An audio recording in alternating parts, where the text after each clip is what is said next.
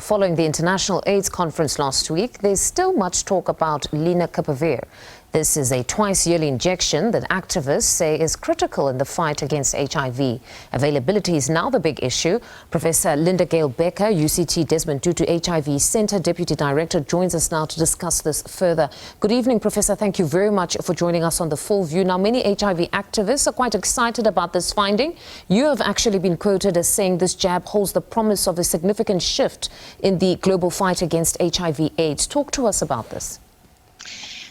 Certainly. The most important thing we can do now in the response is try to turn off new infections. And new infections are mostly happening amongst young people who struggle to take a daily pill. So besides our usual prevention options, we do have daily oral PrEP, but this requires daily activities and young people struggle to do that. So this gives us a new and very exciting option.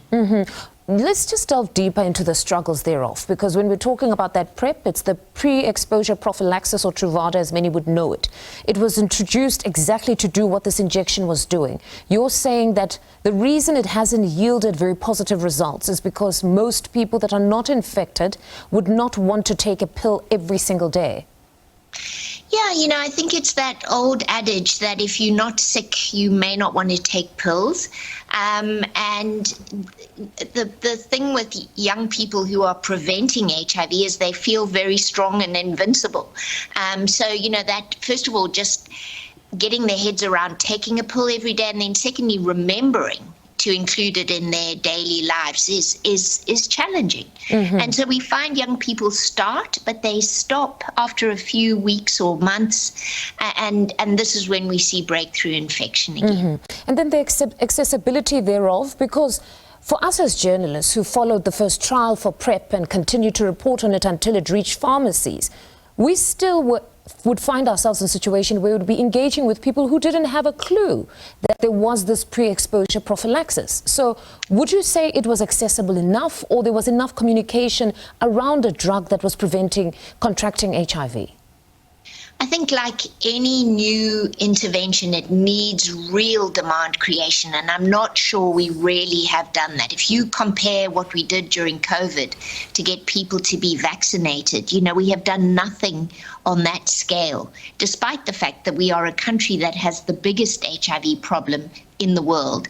And every week, many, many young people in our country become newly infected. So I do think there has been a lack in that regard.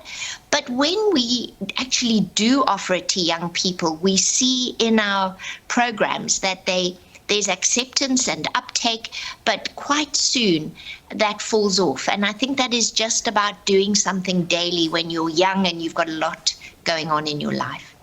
But then with this new finding, how do we ensure that we don't see a repeat with the PrEP, where here it's exposed to as many people as possible, and most importantly, is it accessible insofar as purchasing this? Well, I think that's where the next few months will really matter. We have to see what the price of the drug is, and then we need to see, will our government procure it? Will we be able to get it into the public sector, and will it be widely available? I think if so, then we have to be sure we're promoting it as much as we can.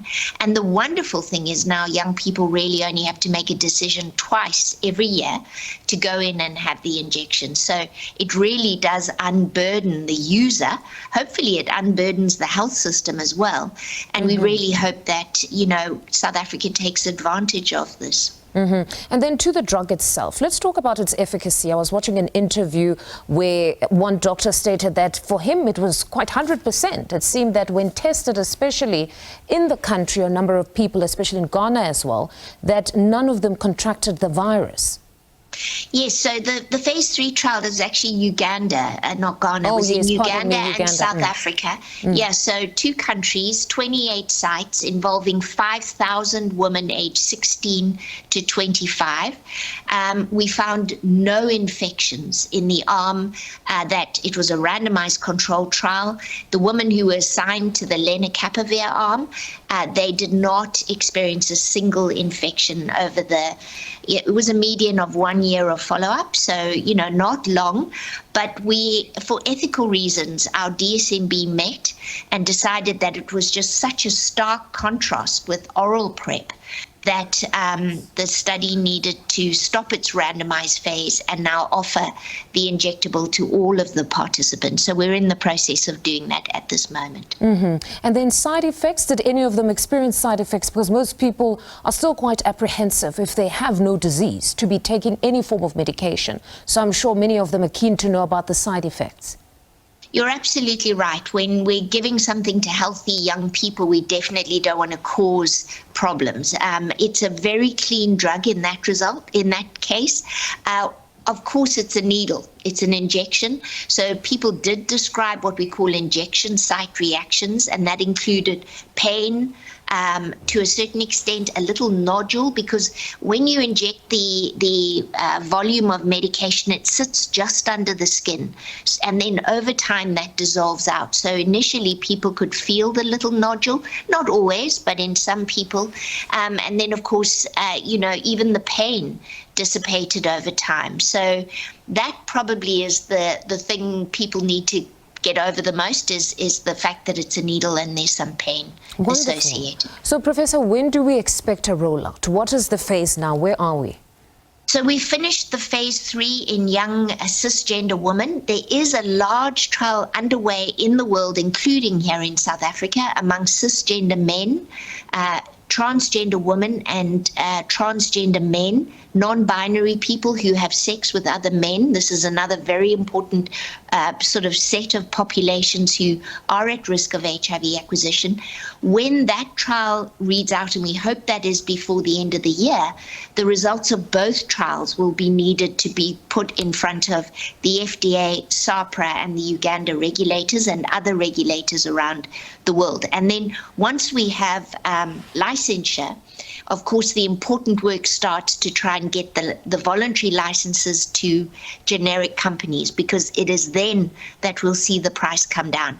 But Gilead has promised that they will make the drug available to us here in South Africa at a not-for-profit price. So we look forward to seeing that. What a promising time ahead. Professor, thank you very much for joining us on The Full View. That was Professor Linda-Gail Bekker, UCT Desmond Tutu HIV Center Deputy Director, speaking to us.